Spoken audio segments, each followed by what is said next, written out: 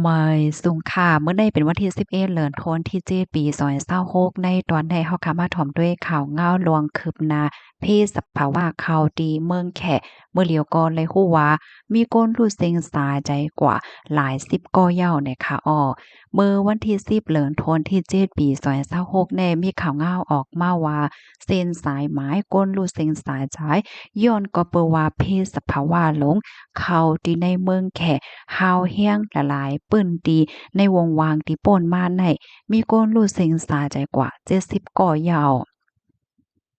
ดีในเมืองแขนได้โคบทบหญ้าล่มเลี่ยงหลงไม่ซากค่ะพาดเขาตั้งปอดตอนไตแล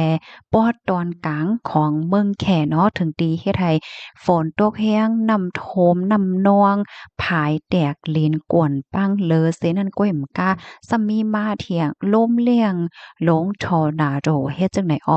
ดอกบ่ถึงข้าวยาม12โมงปลาย30นิดวันที่เก่าเลินโทนที่7ที่ป่นมานั่นค่ะ อยู่ที่คอมพานีไชน่าอันหนึ่งเนี่ยเนาะก็เลยใจดังคือค่ะเนาะกว่าต่อต่างเอาคู่และทั้งลูกเฮียนอันข้างขำไว้อยู่นำโทมว่าสังว่าเจ้าในไลหกเหงก่อย่อเฮ็ดจังไหนอะค่ะคืออันในค่ะมันจางกว่าโดยออโตเมติกตั้งยาวมี60เมตรค่ะ เฮียก็จางกว่าจอยเทียมก้นอันข้างคำว่าอยู่ในแกนนำว่าสังว่าเจ้าในเนี่ยค่ะเสร็จแล้วอันนี้มันก็ซ้ำจางตบไหลค่ะจางต่อส่งก้นหนึ่งเหลในหมอกหาปากก็ห้องหับน้ำหนักในไหลถึง60ตันว่าจังไหนค่ะคืออันในเตเลยว่าแป้เนี่ยค่ะอยู่นอกตั้งเฮาแต่ก่อนนะมันจังเฮาหันตีในแค่พางในยาวค่ะพี่น้องเขา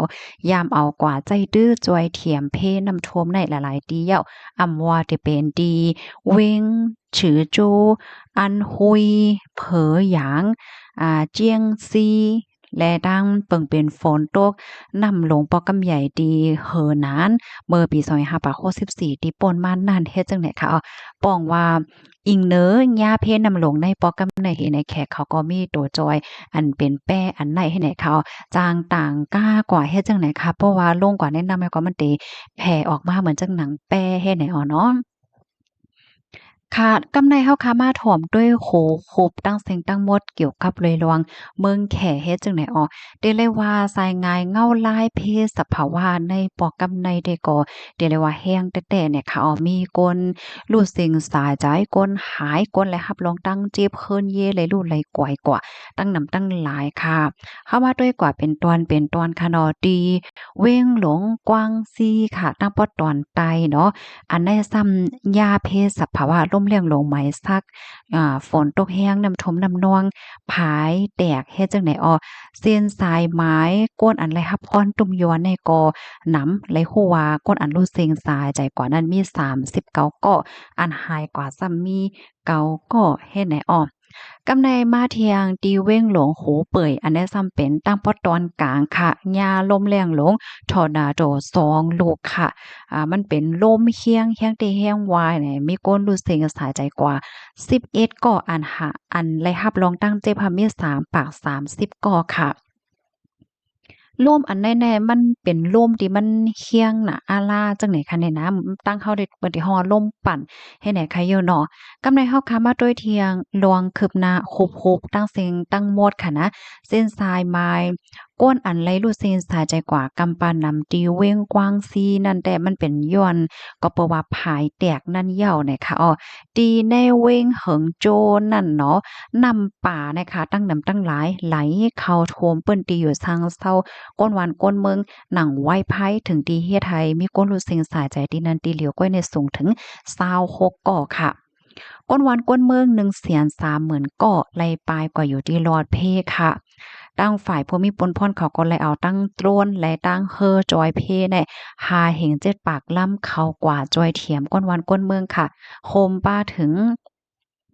ตั้งฝ่ายตับซึกเนี่ยก็เข้าจอยป้าหลวนเฮียนแลโคสวนหมอกหนึ่งเหมือนเกาะอันข้างคำว่าอยู่ในพื้นที่การเฮ็ดการสวนที่เมืองกู้กลางเฮ็ดไหน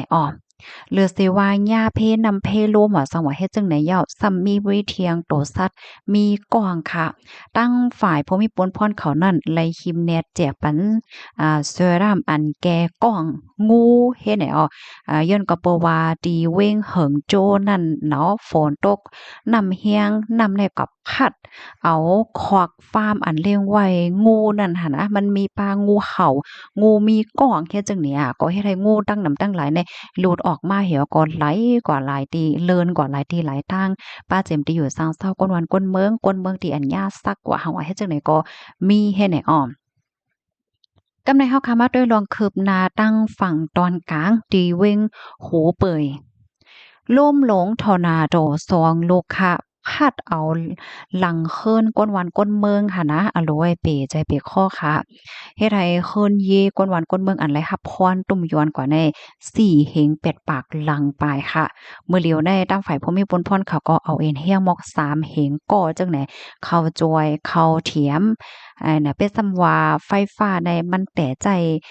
แต่ใจตื้อมาไหลพองยาววันเนี่ยเสตาก้วยกะว่า มันก็ไหลรับพรตุ่มยวนน้ำนั่นขนาดเนาะตั้งฝ่ายภูมิพลพรเขาก็ตึกคับเขิงจอยว่าสังว่าเฮ็ดจังได๋อยู่นะคะป้องว่าล่มเลี้ยงลงอันว่ามาเมื่อไกลนั้นแต่ก็เหมือนทางว่ามันได้ขยี้นกว่าอีกหนึ่งเหย้าเฮ็ดให้เสตาก็บ่เหลียวในตั้งฝ่ายลงปองจึงเขาในก็ปันฟังเตือนซุปเปอร์ไต้ฝุ่นปาหวี อันนี้ก็มงจูเมืองแขจังไหนค่ะว่าแน่เมื่อเลียวที่ในเมืองแขได้ยังอำไปจ้างไว้ใจกัดใจเย็นไล่ค่ะเนาะย้อนว่าอันล่มย้อนก็เปอว่าไหนยาล่มแรงหลงไม่ซักยาเกว้มกล้าค่ะเนาะมื้อเหลียวในซ้ำมันมีซูเปอร์ไต้ฝุ่นปาหวีตั้งไว้มันได้แต่ก่อสูงถึง2ปาก40กิโลเมตรต่อ1ชั่วโมงค่ะล่มเลี่ยงลงอันในซ้ำมันลัดผ่านตั้งปอตอนเหนือของกลไต้หวันและคาล่ามวาได้ขึ้นฝั่งเมืองแขตั้งฝ่ายปอดวันออกแน่อันนั้นก็คิมคอมเว้งหลง โผเจี้ยนคือเจอเจียงในวันเสาร์ไหนเนี่ยค่ะเมินในเนาะวันเสาร์นั่นยาวค่ะเพราะว่าลมอันใดเข้าเที่ยก็แลบเดไลรับพรตุ้มยวนหลงเที่ยงหือเฮ็ดจังได๋ออกมาเหลียวในตั้งฝ่ายภูมิพลพรเขาก็อ่อนกันปักตาไปด้วยอยู่เนี่ยค่ะข้อมูลตอนในคาลิปีมาที่ห้องการข่าว Wall Forum ยก็ห้องการข่าว China Daily ห้องการข่าวชิ้นหัวต่างไว้เนี่ยค่ะ